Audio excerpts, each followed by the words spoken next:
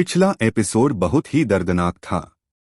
Tanjiro ने देखा कि कैसे एक राक्षस ने उसके पूरे परिवार को मार डाला, सिवाय उसकी छोटी बहन नेजुको के। लेकिन नेजुको अब एक राक्षस में बदल गई है। हालांकि वह अभी भी तंजीरो को पहचानती है और उसकी रक्षा करने की कोशिश करती है। इस दुखद घटना के बाद एक रहस्यमय तलवारबाज, जिसका नाम टोमियोका गियू है, अचानक प्रकट होता है। गियू नेजुको को मारने की कोशिश करता है, लेकिन तंजीरो अपनी बहन को बचाने के लिए पूरी ताकत से लड़ता है। गियू तंजीरो के दृढ़ संकल्प और नेजुको के अजीब व्यवहार, एक राक्षस होने के बावजूद अपने भाई की रक्षा करना, को देखकर थोड़ा हैरान होता है। गियू तुरंत समझ जाता है कि यह स्थिति सामान्य नहीं है। वह नेजुको को मारने के बजाय तंजीरो को एक मौका देता है। वह तंजीरो से कहता है कि अगर वह अपनी बहन को वापस इंसान बनाना चाहता है और उस राक्षस को मारना चाहता है जिसने उनके परिवार को मारा, तो उसे एक डेमन स्लेयर बनना होगा। गियू तंजीरो को एक बूढ़े व्यक्ति के पास भेजता है, जिसका नाम उरोकोडाकी सकोंजी है। उरोकोडाकी माउंट सागिरी पर रहता है और वह डेमन स्लेयर्स को प्रशिक्षित करता है।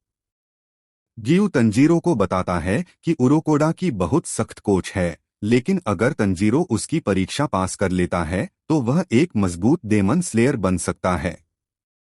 तंजीरो अपनी बहन नेजुको को अपनी पीठ पर लादकर उरोकोडाकी को ढूंढने के लिए निकल पड़ता है। नेजुको अभी भी बेहोश है और एक बांस का टुकड़ा उसके मुंह में डाला गया है ताकि वह किसी को काट न सके। माउंट सागिरी का रास्ता बहुत मुश्किलों भरा होता है। तंजीरो को घने जंगलों, खड़ी चढ़ाइयों और अजीबोगरीब वातावरण का सामना करना पड़ता है। उसे यह भी डर है कि कहीं कोई और राक्षस उन पर हमला न कर दे। अपनी थकावट और डर के बावजूद तंजीरो अपनी बहन के लिए आगे बढ़ता रहता है। काफी मुश्किलों के बाद तंजीरो उरोकोडाकी के घर पहुंचता है। उरोकोडाकी एक शांत और रहस्यमय व्यक्ति है, जो हमेशा एक अजीबोगरीब मुखौटा पहनता है। वह तंजीरो को देखता है और बिना किसी सवाल के उसे अंदर आने देता है। उरोकोडाकी तंजीरो से पूछता है कि वह यहाँ क्यों आया है।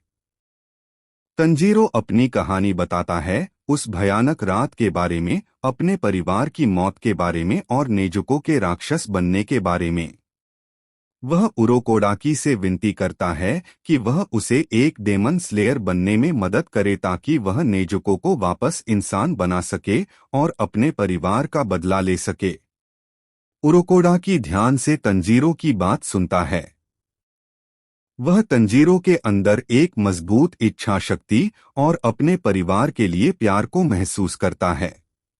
हालांकि वह जानता है कि डेमन स्लेयर बनना आसान नहीं है और इसके लिए बहुत कड़ी मेहनत और समर्पण की आवश्यकता होती है।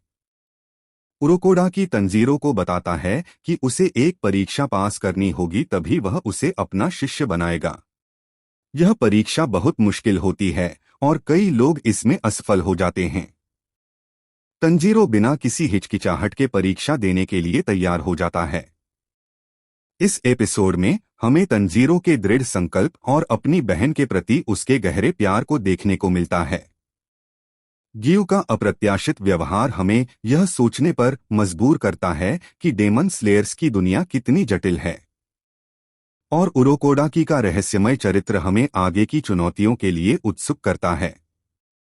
यह एपिसोड तंजीरो की डेमन स्लेयर बनने की कठिन यात्रा की शुरुआत को दर्शाता है।